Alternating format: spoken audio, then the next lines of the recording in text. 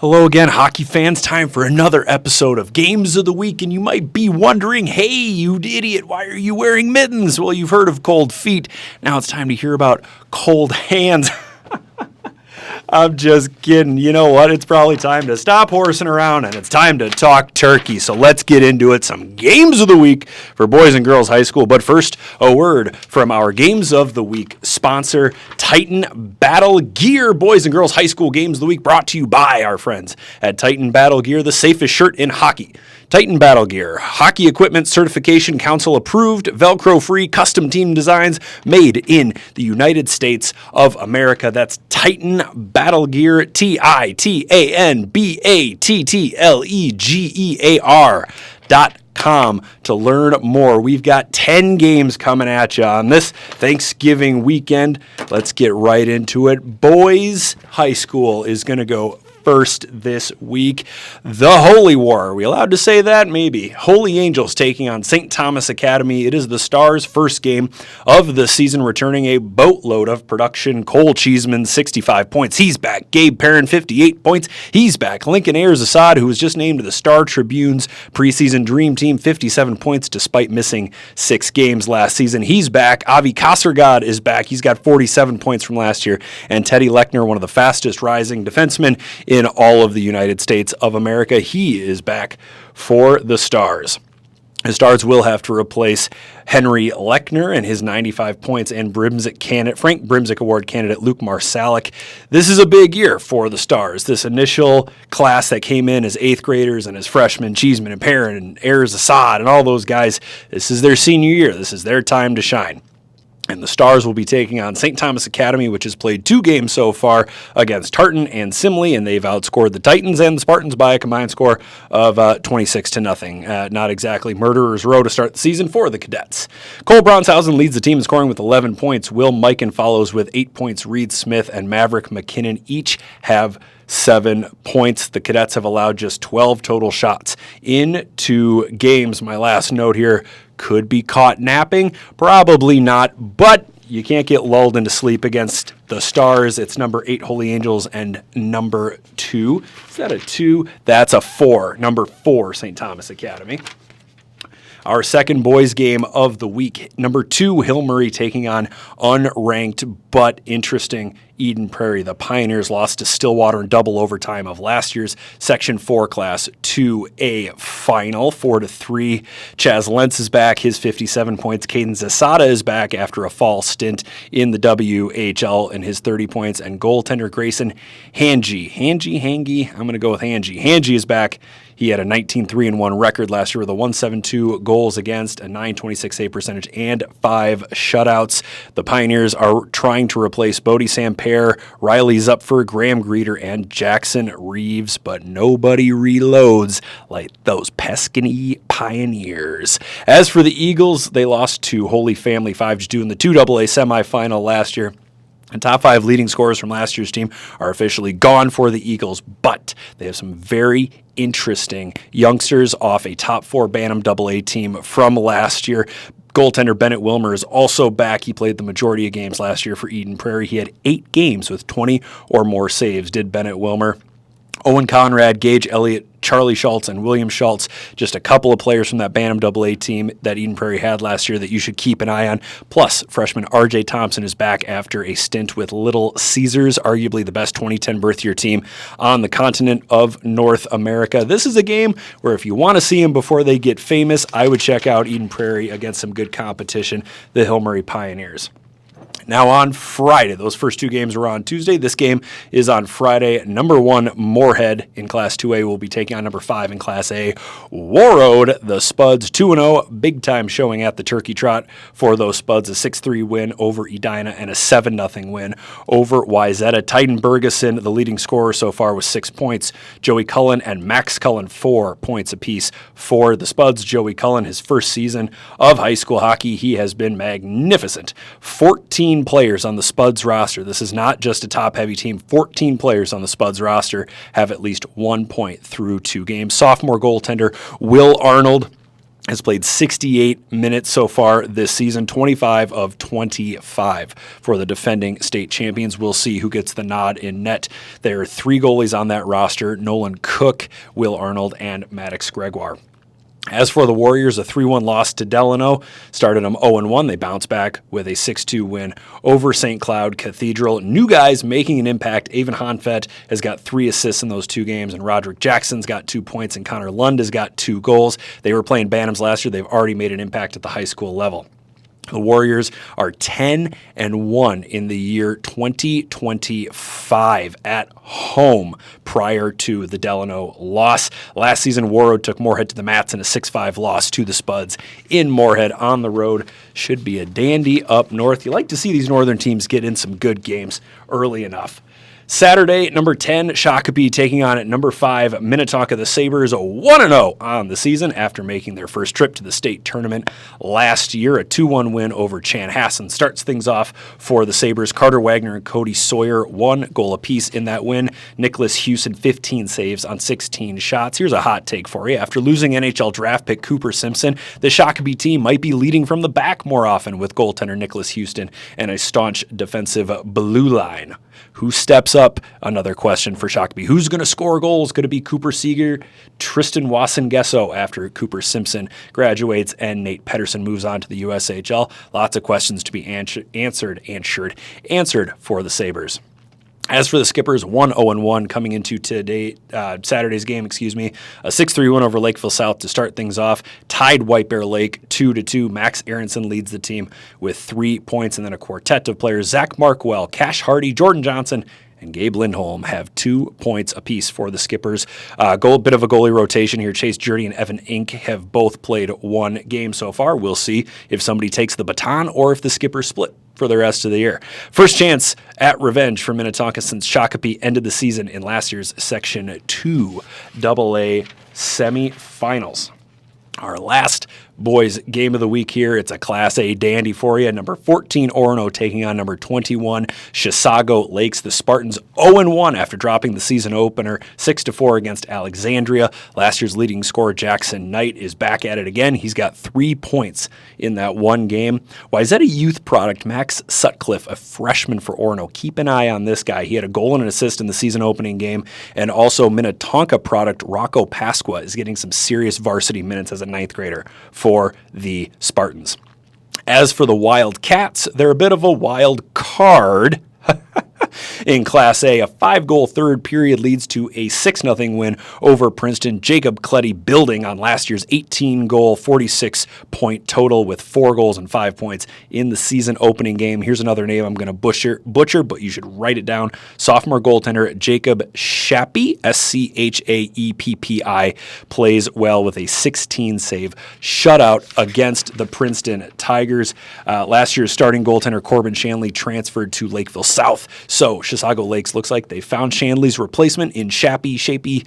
Somebody help me out with that one. So those are our boys' high school games of the week. Tuesday, you've got Holy Angels. That's today. Holy Angels playing St. Thomas Academy. Hill Murray playing Eden Prairie. And then as we get into the weekend, after the holiday on Friday, Moorhead will play Warroad. Shakopee will play Minnetonka on Saturday. And Orono will take on Chisago Lakes on Saturday. Once again, those are the boys' high school games of the week, brought to you by Youth Hockey Hub and our friends at Titan BattleGear, the safest shirt in hockey.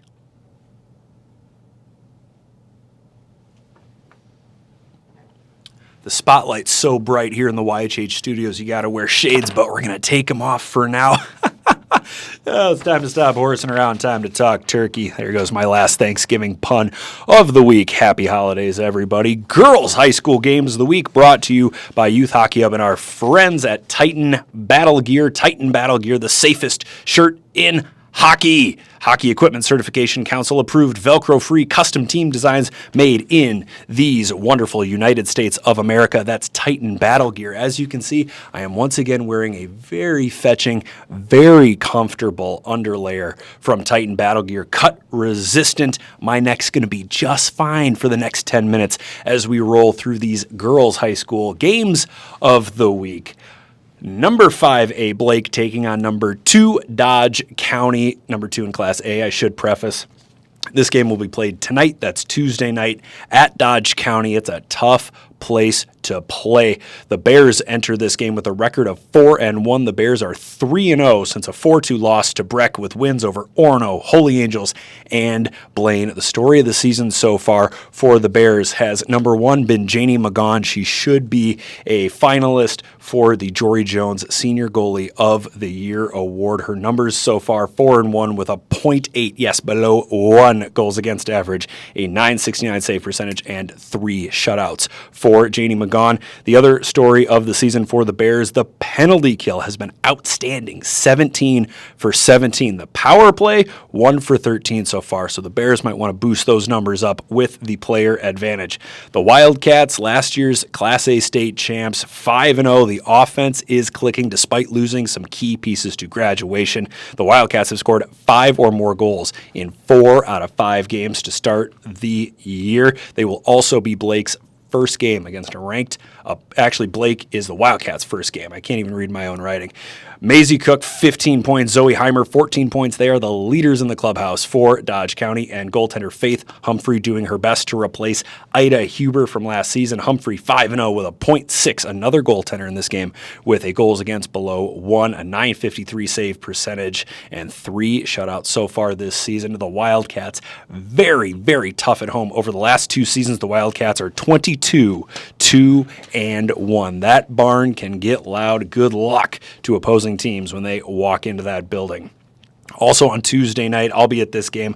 Number 1 in Class 2A, Hill Murray, will take on number 4 in Class 2A, Edina. The Pioneers coming off wins over Eden Prairie and number 5, Maple Grove, a convincing win over number 5, Maple Grove, I might add. The leading scorers for the Pioneers, you can't just name one, you got to name 5 of them. JC Chatlin's got 14 points, Hannah Richley's got 13, Emily Pohl's got 13, Sophie Olson's got 9, and Anna Pohl also has 9. Piper Tam has been outstanding for the Pioneers, with a record of 5-0, goals against of 178 and a .916 save percentage. The Pios power play, say that 5 times fast. The Pios power play, 7 for 7 on the season. And perhaps the best sign of depth with this Hill Murray team is that JC Chatlin and Emily Pohl did not score a goal in the 9 goals they scored last week in their wins over Eden Prairie and Maple Grove. So many players stepping up for that Hill Murray roster. You can't just key in on 1 or 2. As for Edina, the Hornets are 3-0 since a 3-2 loss against Holy Family, including tough wins over Proctor Hermantown and top 10 Class 2A program Farmington. Audrey Davis, the current scoring leader with 14 points, and then a trio of players with 9 points apiece. Kate McCoy, she had 6 assists last week. Libby Moe's got 9 points, and Lolo Nelson has also got 9 points. Kind of a toss-up to see who plays in goal tonight. Engfer, Peacock, and Bertram have rotated. We'll see who takes over at some point. The Hornets were 2-1 last season in 3 meetings with the Pioneers, that one being the state championship game, which the Pios took in overtime. So the Hornets looking for a little bit of revenge in this one. On Saturday, number 3, Centennial Spring Lake Park will take on number 2, Holy Family. This is going to be a fantastic game, folks. The Cougars 4-0-1 will play. Again, my writing. Osseo Park Center before this game, barring a massive surprise, should be number 3 versus number 2. Mia Such, the leading scorer with 13 points, and Laney Ganetz, the Woodbury transfers, got 10 points for the Cougars. Kaya Weiland, a 1.2 goals against, a .950 save percentage. And like Blake that we just mentioned, the Cougar penalty kill has killed off 17 for 17. Don't mess with the Cougar penalty killing unit. You won't like it. The Fire 4-0 coming off a 4-3 win over number 1 in Class A, Warroad, a second win by 1 goal in 4 games for the Fire. Maddie Kimbrell, the Orono transfer, has reached another level according to eyewitnesses. She's got 11 points. Addie Cowan's got 7 points. Chloe King's got 7 points. And Audrey Nichols, in her first season of high school hockey, has got 5 goals and 6 points. Kayla Swartout, the Wisconsin commit, has been exceptional with a .914 save percentage. It's a little early to start counting period splits, like how many goals you get in a period, how many goals you give up. But for the Fire are +6 in the first period, pretty good. +6 in the third period, very good. +1 in the second period. 5 of 8 goals that the Fire have given up this season have come in period number 2. Bemidji taking on number 1 In Class A, Warroad, the Lumberjacks, Lumberjills, 5-0 coming into this matchup. They've allowed just 6 goals in 5 games this season. First ranked opponent in either class for the Section 8 2A Bemidji Lumberjacks. Bailey Roop, she's got 18 points. She's the leading scorer. Millie Knott's got 11 points. Megan Berg's got 8. Naomi Johnson's got 7. And Lily Lauer, I hope I'm saying that correctly, the netminder, 5-0 with a 1.2 goals against and a .935 save percentage, will provide Bemidji with a staunch backbone. I've only used the word staunch twice today. I want to throw it in there one more time. Staunch. Warroad has faced 3 ranked teams in their first 4 games. Last season to this point, they'd scored 16 goals in as many games. This season at 11. You'd like to see those numbers boosted up just a little bit. They have the horses to do it. Jaylee French has got 5 points. Taylor Reese has got 4. And Olivia Anthony's also got 4. Goaltender Peyton Raleigh has played very, very well this season. She's 3-1 with a 1.50 goals against, a .937 save percentage. And Warroad won last year's meeting with Bemidji 9-3. And sparked a 4-game winning streak for the Class A preeminent power. Here's a game for you. Here's a game with a little off-ice narrative backstory. Wayzata and Benilde-St. Margaret's are going to play Tuesday night. The Trojans, undefeated at 5-0, knocking on the door of the top 10 after a 3-2 win over Alexandria. First-ranked opponent of the season for Wayzata. The Trojans have scored 8 goals 3 times in 5 games. The leading scorers for the Trojans, Julia Ostapik with 14 points, Noelle Noble with 12, and Ava Moldy with 11 points. Kylie Jackshow is the goaltender with a goals against of 1.00 even, .953 save percentage, and a shutout. The Red Knights suffered their first loss of the season against number 5 Maple Grove by a final score of 2-1. Tala Hansen, the team's leading scorer, with 17 points. Katie Zakrajcek with 15, and Bryn Heising with 14 round out the leading scorers for the Red Knights. Goaltender Emma Maytak has got a goals against of .75, a .965 save percentage, and 2 shutouts. The Red Knights beat Wayzata twice last year, the second win coming in the Section 6AA semifinals.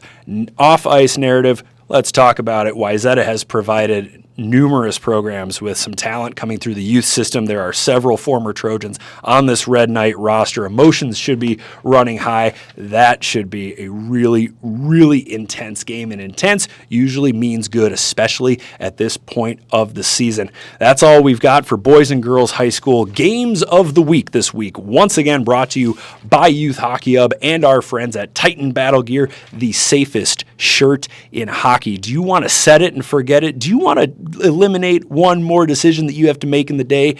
Get a Titan BattleGear full upper body neck guard. It covers my neck, super comfortable, comes in these fun colors. You can get colors to match your team. They do group orders. Everything is made in the United States. It doesn't get any better than Titan BattleGear. Happy Thanksgiving, everybody. We'll see you around the rink.